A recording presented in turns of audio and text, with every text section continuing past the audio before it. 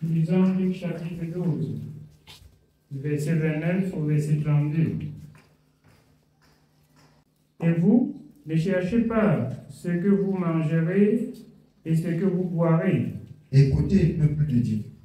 Ne vous contentez pas seulement à chercher ce que vous allez manger. Ne vous contentez pas seulement à chercher ce que vous allez boire. Lorsque vous prenez dans votre cœur la pensée de chercher seulement ce que vous allez manger et ce que vous allez boire,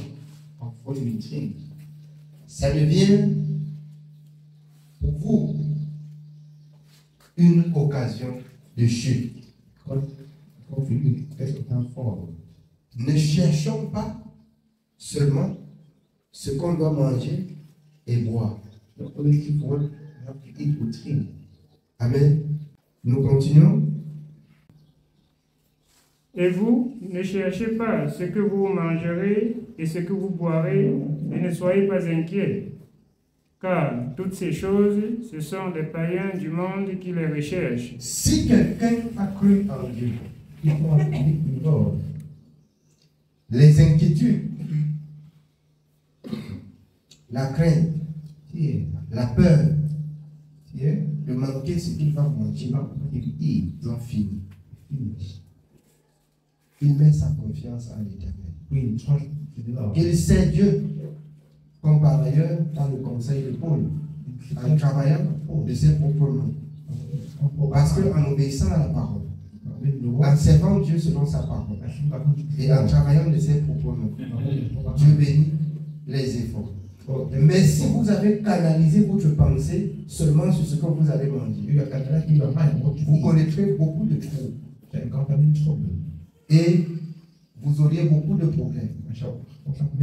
L'ennemi va vous faire savoir qu'il n'y a pas le temps. Et que le temps qui reste, c'est le temps de chercher ce qu'on va manger. Vous allez voir que vous passez toute une vie juste à nourrir pour aller en enfer, pour travailler ce que vous allez manger. Et sans l'avoir. Et sans avoir. Je nous exhorte. Afin que les travaux qui nous empêchent de servir Dieu, qu'on met ça devant Dieu. Oh God. Qu'on dépose ça devant Dieu. Oh God. Amen. Je ne dis pas que vous laissez votre travail, mais ce qui vous empêche de servir Dieu. Si vous marchez selon la parole de Dieu, déposez devant Dieu. Comme dans Philippiens 4, par Paul, faites connaître vos besoins à l'Éternel. Par des prières, des supplications et avec des actions de grâce. Amen. On continue jusqu'au verset 32. Votre Père sait que vous en avez besoin. Dieu sait que vous avez besoin de manger. Il sait que vous avez des manquements. Et il comblera si vous aussi, à votre tour, vous restez attachés à sa parole. Comme le Seigneur, dans Jean 14, 15, si quelqu'un m'aime, il gardera ma parole. Je viendrai et je ferai, nous viendrons et nous ferons de sa maison notre demeure. Mais dis-toi, quand Dieu est dans ta maison, qu'est-ce qui peut manquer? Lui qui a créé toutes choses pour sa gloire. Lui qui a dit dans Deutéronome que ce qu'il veut, c'est seulement que tu obéisses à sa parole. Parce que le monde et tout ce qu'il en fait lui appartient. L'homme sage met sa confiance en l'Éternel. L'homme sage travaille avec Dieu. Amen. Et nous rendons et nous continuons à rendre grâce à l'Éternel, notre Dieu. Oui, et nous disons même, nous bénissons même l'Éternel pour Marinette qui aussi est au milieu de nous. L'accouchement n'est pas aussi une maladie. Hein. Tu accouches même la semaine qui suit, tu veux partir à l'église pour partir. L'accouchement n'est pas une maladie. Amen. L'accouchement n'est pas une maladie. Servez Dieu de toute votre force. Servez Dieu de toute votre force. Et laissons la voix des païens qui accouchent et ils attendent seulement qu'on vienne en aide parce qu'ils ont accouché. Amen. Les animaux qui les viennent en aide en douce. Et vous valez plus que les animaux. L'accouchement n'est pas un problème. Vous devez pourtant travailler. Vous avez le temps de travailler.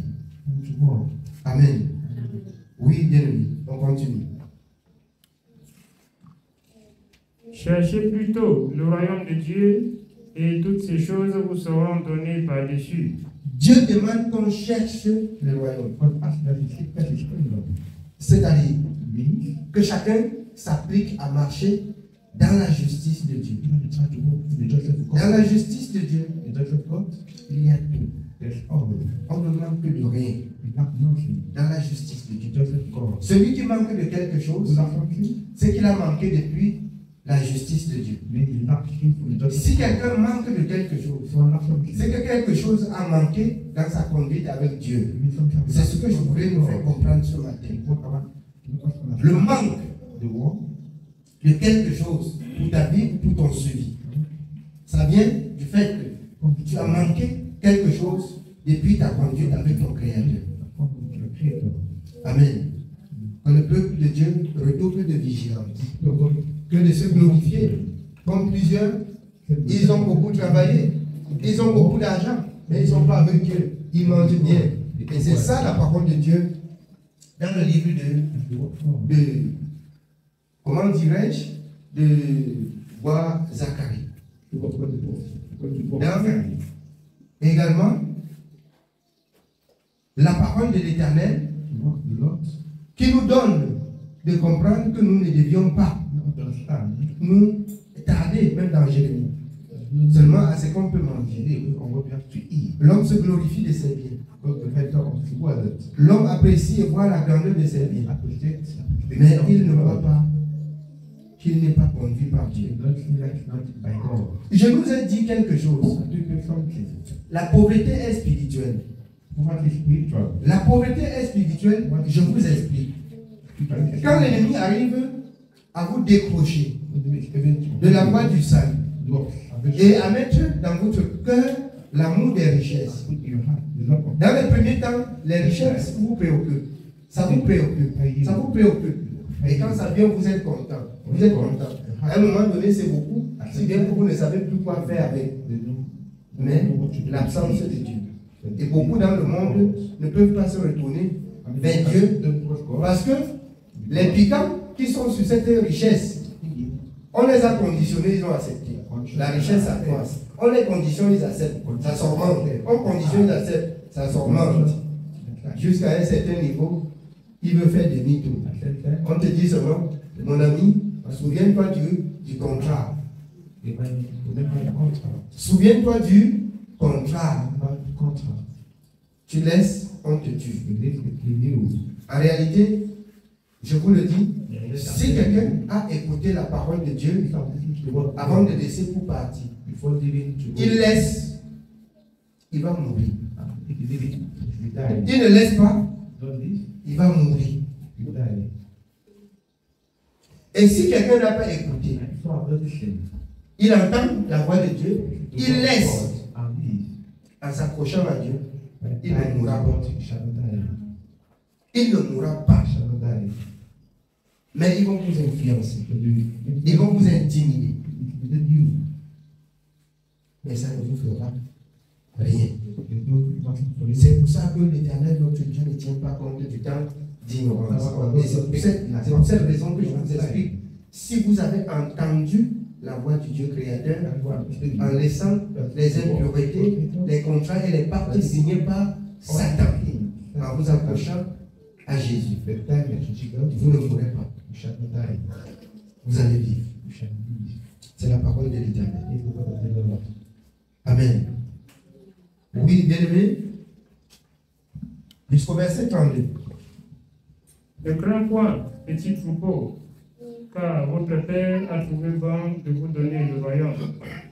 Ne crains point, petit troupeau, car ton Créateur a trouvé bon de te donner le royaume. Les autres ont toutes ces choses dans le monde, mais le royaume, c'est pas pour eux.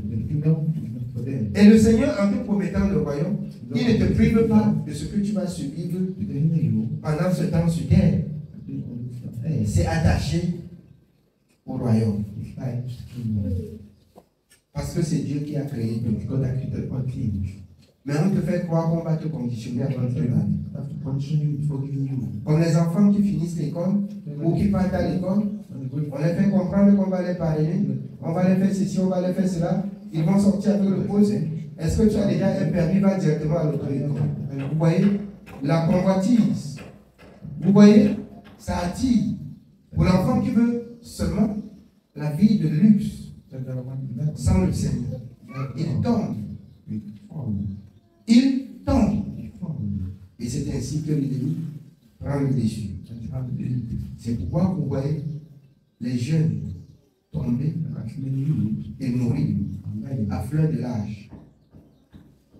À fleur de l'âge. Dieu n'a pas créé les hommes pour les voir mourir comme ça. Mais l'homme meurt comme ça parce qu'il n'a pas écouté Dieu.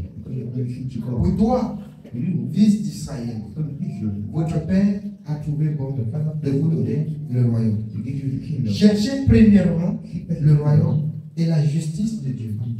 Et tout ce que les païens recherchent jusqu'à mourir là-dessus, vous serez donné par-dessus ce que vous cherchez comme le royaume. Amen. Parce que c'est le patron du royaume qui a créé toutes choses. Amen. Nous poursuivons la lecture dans le livre de Matthieu. Matthieu chapitre 18. Vous allez comprendre les raisonnements des uns, les autres. Oui, auprès du Seigneur, à savoir les disciples, nos prédécesseurs. Oui. Lisons Matthieu chapitre 18 à partir du verset 1er. En ce moment, les disciples s'approchèrent de Jésus et dirent: Qui donc est le plus grand dans le royaume des cieux? Jésus, ayant appelé un petit enfant, le plaça au milieu d'eux et dit: Je vous le dis en vérité, si vous ne vous convertissez et si vous ne devenez comme ces petits enfants, vous n'entrerez pas dans le royaume des cieux. Amen. Les disciples auprès du Seigneur, qui est le plus grand parmi nous. Et c'est ça l'image de l'Église aujourd'hui. Jésus prenant un tout petit enfant dit: si quelqu'un ne se conforme à ce petit enfant, il ne peut pas hériter le royaume des cieux. Je vous explique. Alors, le leadership aujourd'hui à l'Église fait en sorte que les gens perdent le salut. Parce que au milieu d'une assemblée de l'Église comme celui-ci, chacun veut être grand. Chacun veut occuper la place qui est plus importante ou respectueux. Et c'est à cela que les gens ont fait naufrage par rapport à la foi. L'homme devrait chercher plutôt, comme vous avez entendu dans Luc, à avoir une place dans le royaume. Il n'y a pas une place dans le royaume qui est plus grande ou plus petite. Quand tu es entré dans le royaume, tu es entré. Vous devenez un seul peuple. C'est l'ignorance de nos prédécesseurs qui les a fait pousser à poser la question. Et cela est resté pour notre enseignement, afin qu'on ne se dispute pas les uns les autres par rapport au titre et à l'élévation.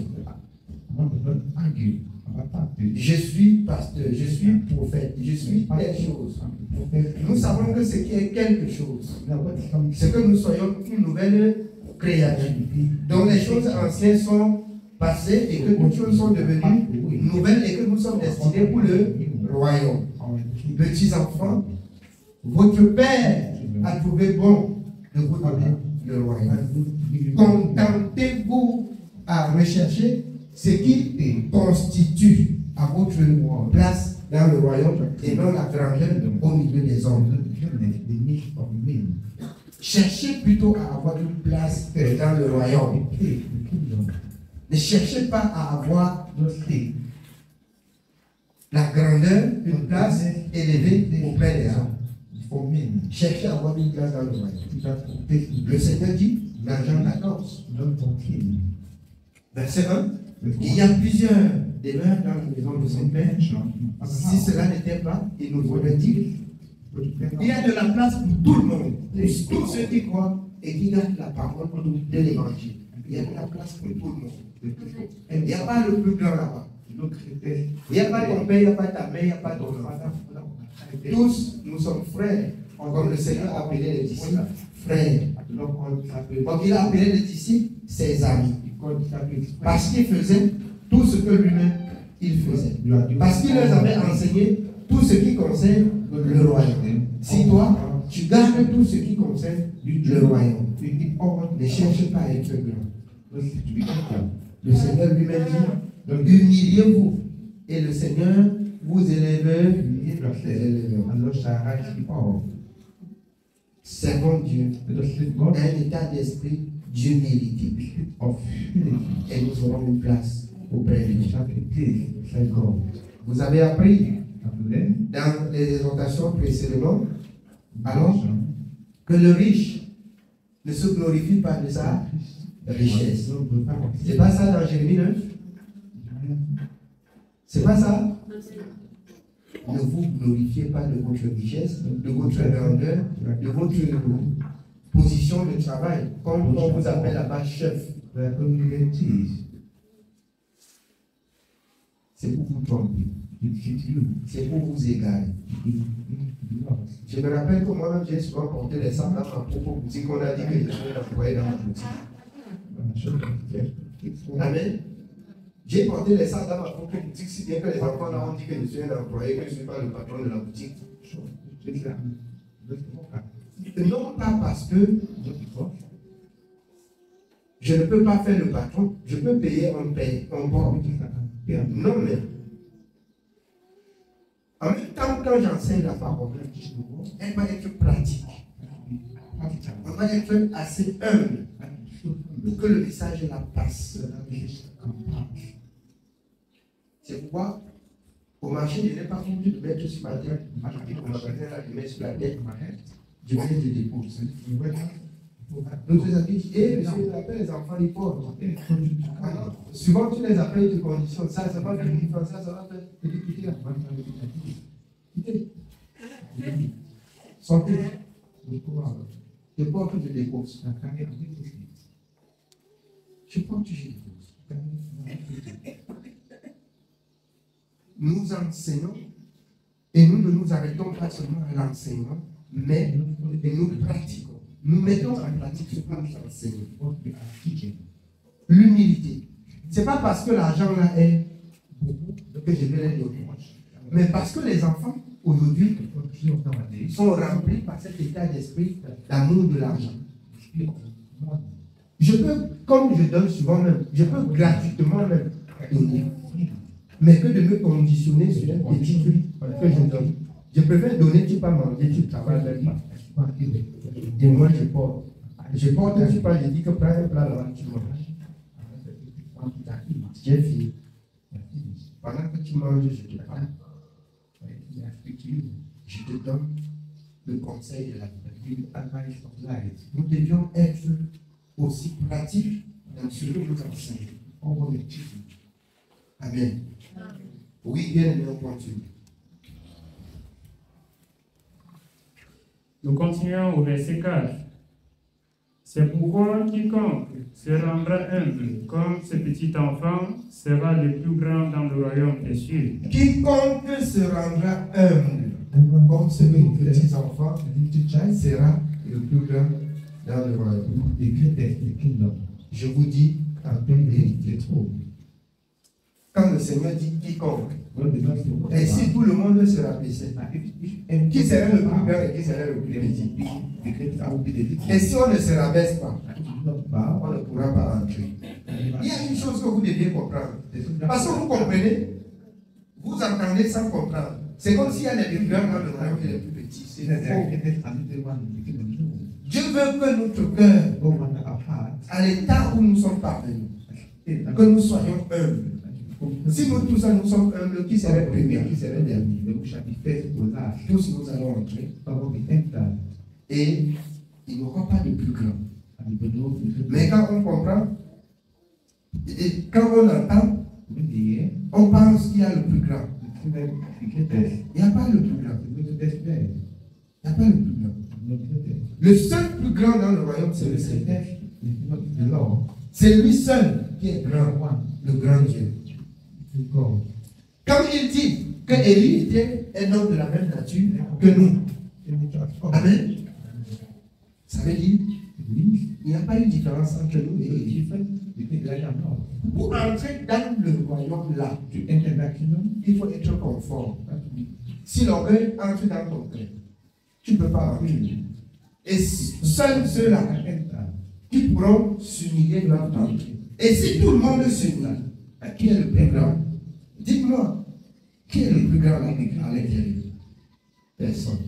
C'est pour appeler le peuple à s'unir et à bien comprendre Dieu. C'est pas qui est le plus grand. Si quelqu'un entre ici, il dit qui est le plus grand à l'église, c'est vraiment beaucoup vont dire là que c'est le serviteur. Il n'y a pas de plus grand. Nous sommes égaux. Mais la logique de l'enseignement voudrait que vous honorez celui qui vous enseigne. Pas parce qu'il vous enseigne qu'il est le plus grand, non. C'est pas ça. Là, c'est la logique de l'enseignement. Et ça peut faire, et c'est ça qui fait en fait dans le monde que l'orgueil remplit même les soi-disant hommes de Dieu. Tu sais à qui tu as fait, comme s'il était quelque chose. Si la permission pour donner la vie éternelle était à lui, il devrait priver même plusieurs de la vie. Parce qu'on ne l'a pas glorifié, on ne l'a pas honoré, on ne l'a pas loué.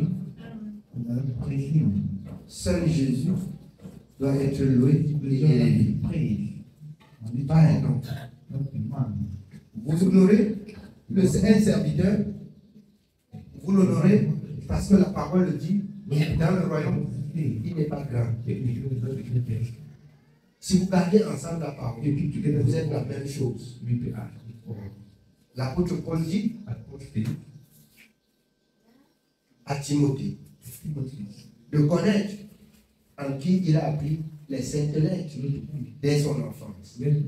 Il appelle ceux qui écoutent l'exhortation, les païens comme nous, d'imiter la voie de sa conduite. Si nous faisons exactement ce que Paul a fait, est-ce que ça voudrait dire que nous allons rentrer dans le royaume et discuter la place avec Paul? Non. Chaque personne aura sa place. Paul a servi son Créateur et a pleuré même. Il a persécuté l'église de Dieu. Il a péché contre Dieu. Il s'est humilié. Et Dieu lui a fait grâce et l'a utilisé.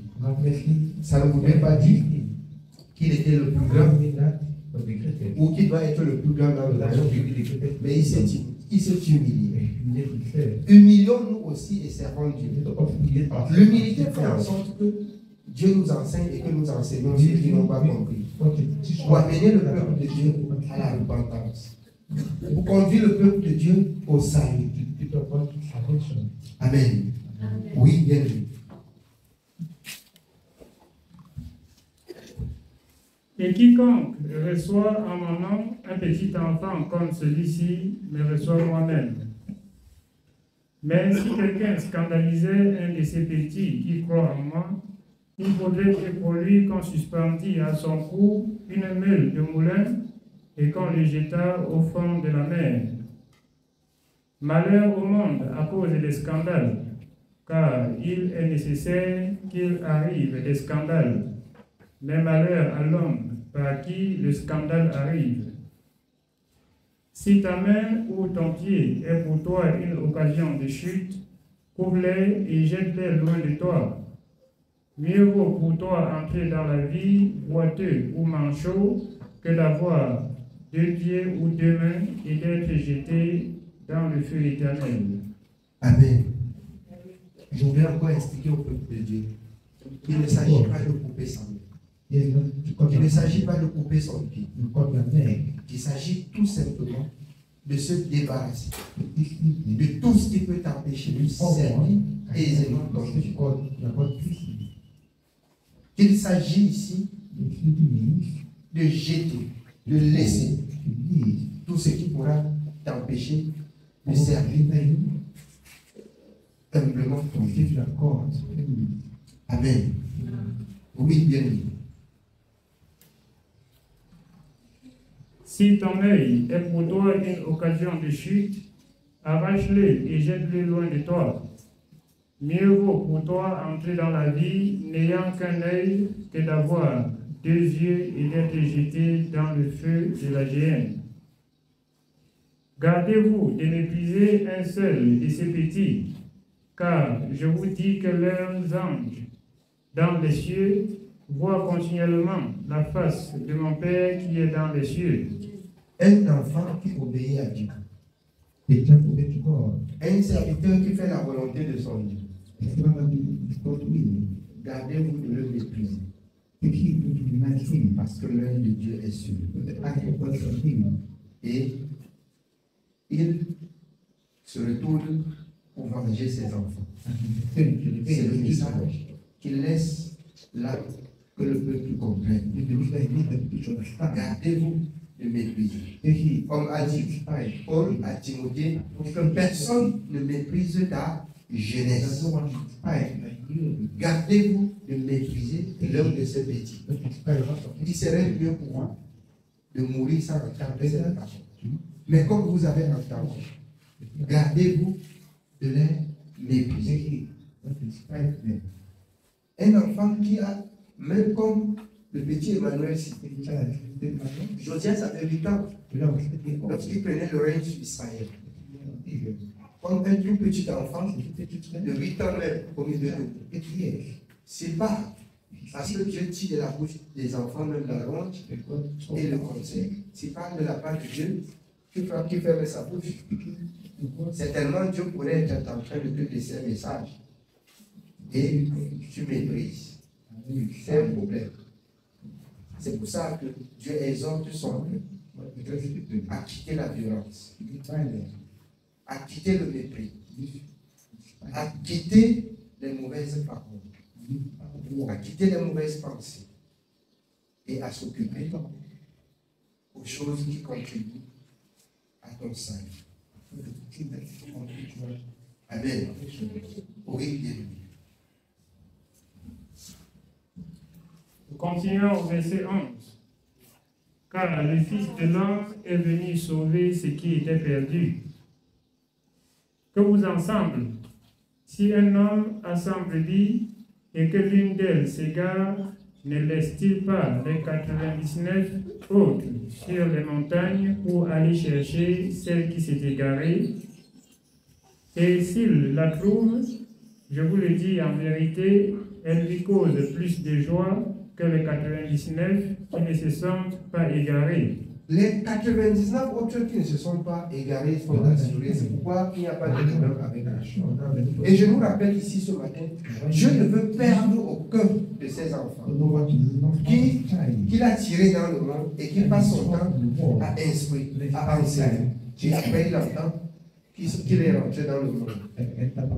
Dieu ne veut perdre personne de monde. Et c'est pour cette raison que nous pouvons être aussi beaucoup exigeants en ce qui concerne la parole de la justice et de la vérité. Pour démontrer ainsi la justice de Dieu. Je voudrais que tous les hommes soient sauvés. Alors, si nous voyons que vous ne nous servez à rien, on peut avoir de la légèreté même dans l'enseignement. Mais si Dieu met l'accent là-dessus et nous dit qu'il abandonne 99 pour aller chercher un égaré, nous voulions, bien aimés, nous ne voulions pas perdre une seule âme de celles qui sont entrées dans la maison de Dieu. Nous voulions que tous les hommes soient sauvés.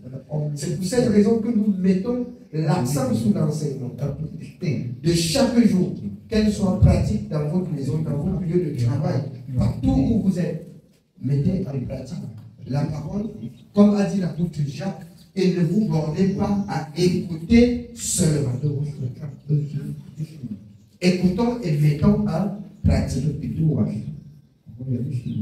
Amen. On continue. Nous continuons au verset 14. De même, ce n'est pas la volonté de votre Père qui est dans les cieux qu'il se perde un seul de ses petits. Si ton frère a péché, va et reprends-le entre toi et lui seul. Vous voyez l'esprit d'amour. Si ton frère a péché contre toi, va et prends-lui avec toi et dis-lui. Ça, c'est l'esprit d'amour. Ne devez rien à personne. Si c'est nous de vous aimer les uns les autres. Zacharie, dites la vérité, chacun à son cachet. C'est à cela que nous pouvons grandir dans la connaissance. C'est à cela que nous pouvons grandir dans la connaissance. Vous voyez, ce qui fait en sorte qu'on a souvent beaucoup de problèmes, c'est cette parole d'indexandicien car la cupidité. Même dans le partage, quand vous faites des affaires, même dans le partage, quand vous vous retrouvez qu'il faut partager. Chacun dans le cœur, quand il a un cœur enflé, il va avoir tout à lui seul. C'est ça la cupidité dont Dieu fait mention dans la parole. Et ici, il nous rappelle de ne pas être cupide, de ne pas être, mais comme serve le Seigneur pacifiquement. Et comme s'échange humblement. Si tu as fait quelque chose, tu n'as pas loué le nom de Dieu en la personne, que je m'approche de toi et que je te dise, si tu m'écoutes, la paix va régner et la chose serait préparée. Si tu ne m'écoutes pas, il est plus conseillé par la suite de la lecture. Donc nous allons écouter. On continue. Si ton frère a péché, va et reprends-le entre toi et lui seul. S'il t'écoute, tu as gagné ton frère. Mais s'il ne t'écoute pas, prends avec toi une ou deux personnes afin que toute l'affaire se règle sur la déclaration de 2 ou de 3 témoins. Amen. Tu prends avec toi d'autres frères pour réclamer la justice en ce qui concerne la parole de Dieu. Nous allons vivre dans la justice. Nous allons faire ce que Dieu a dit. S'il continue à résister entre 3 personnes que tu as appelées, nous écoutons la suite de la lecture. Oui. S'il refuse de les écouter, dis-le à l'Église. Et s'il refuse d'écouter l'Église, qu'il soit pour toi comme un païen et un publicain. Amen. Si ça ne va pas, tu dis à l'Église. Si l'Église le prend, et ça ne va pas, qu'il soit pour toi comme un païen. Tu ne le considères plus comme un frère. Et je vous le dis, il y a encore parmi nous des personnes qui posent des actes comme des païens.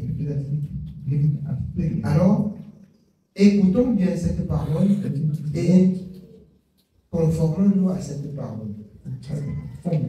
Pour avoir la paix et une place dans le royaume de notre Dieu. Car votre Père a trouvé bon de vous donner le royaume. Amen. Oui, bien. Nous continuons au verset 18. Je vous le dis en vérité, tout ce que vous lierez sur la terre sera lié dans le ciel, et tout ce que vous délierez sur la terre sera délié dans le ciel. Amen. Si nous sommes justes, si nous pratiquons, si nous marchons et gardons la parole de notre Dieu, c'est qu'on va condamner. Dieu condamne au ciel. C'est qu'on va pardonner la parole. Dieu pardonne. Il ne nous a pas appelés à condamner. Mais nous condamnons quand il y a le mal. Et nous condamnons le mal. Et Dieu a approuvé dans le royaume. Ça relève ici de la parole de Dieu dans 1 Corinthiens 2, à partir du verset 9. Quand il dit par sa suite que l'homme spirituel juge de tout et n'est lui-même jugé par personne. Pourquoi? Parce que son jugement est selon la parole. Et le ciel approuve et le ciel condamnant. Amen. Oui, bien.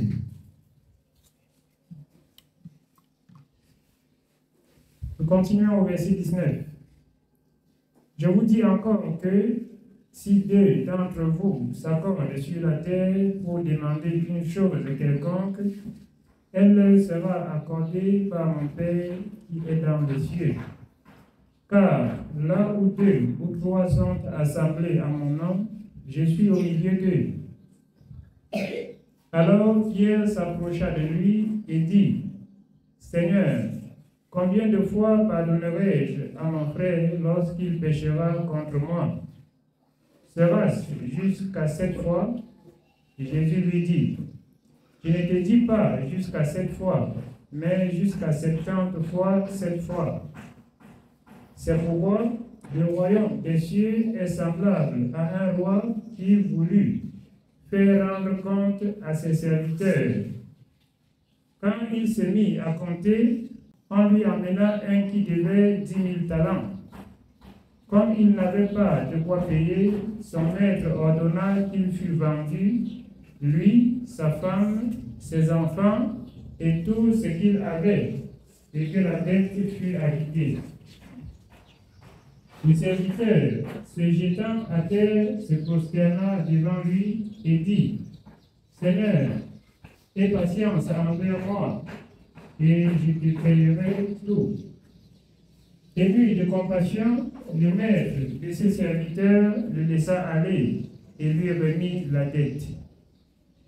Après qu'il fut sorti, ses serviteurs rencontra un de ses compagnons qui lui devait 100 deniers. Il le saisit et l'étranglait en disant, paie ce que tu me dois. Son compagnon, se jetant à terre, le suppliait, disant, aie patience envers moi et je te payerai. Mais l'autre ne voulut pas et il alla le jeter en prison jusqu'à ce qu'il eût payé ce qu'il devait. On t'accorde la grâce et tu condamnes l'autre. Tu le mets en prison. Alors qu'on t'a aussi pardonné et t'a laissé le temps. Mais tu vas vers l'autre, ce n'est pas la même chose que tu appliques. Vous voyez un peu l'image de l'église. Je dis que je te pardonne. Tu te tournes, tu dis à celui qui t'a fait aussi la même chose que je ne te pardonne pas. Tu ne te souviens pas qu'on t'a pardonné en haut. Tu arrives en bas, tu dis que tu me pardonnes. C'est pour cette raison que le Seigneur dit, si nous ne pardonnons pas à ceux qui nous offensent, nous ne pouvons hériter le royaume. Pardonnons, et que ceux qui aussi simplement pêchent contre Dieu s'humilient aussi pour avoir leur position. Je peux te pardonner et devant Dieu tu es condamné. Pourquoi? Parce que tu n'as pas le remords dans ton cœur pour le mal que tu as commis envers ma personne. Amen. Donc chacun doit, dans sa parole, tirer sa part d'enseignement. Si c'est moi qui suis fautif, il faut que je demande pardon. Si c'est à moi qu'on a commis la chose, il faut que même que moi je pardonne.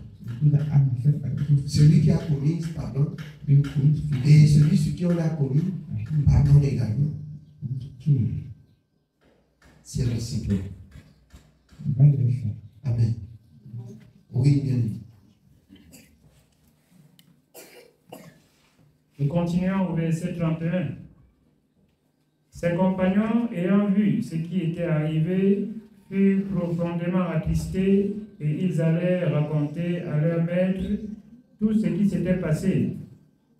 Alors le maître fit appeler ses serviteurs et lui dit, « Méchant serviteur, je t'avais remis en entier ta dette parce que tu m'en avais supplié. Ne devais-tu pas aussi avoir pitié de ton compagnon comme j'ai eu pitié de toi? » Et son maître, irrité, le livra au bourreau jusqu'à ce qu'il eût payé tout ce qu'il devait. C'est ainsi que mon Père céleste vous traitera si chacun de vous ne pardonne à son frère de tout son cœur. Amen. Amen. Bien-aimés, c'est le message de ce matin. Que le Seigneur nous bénisse.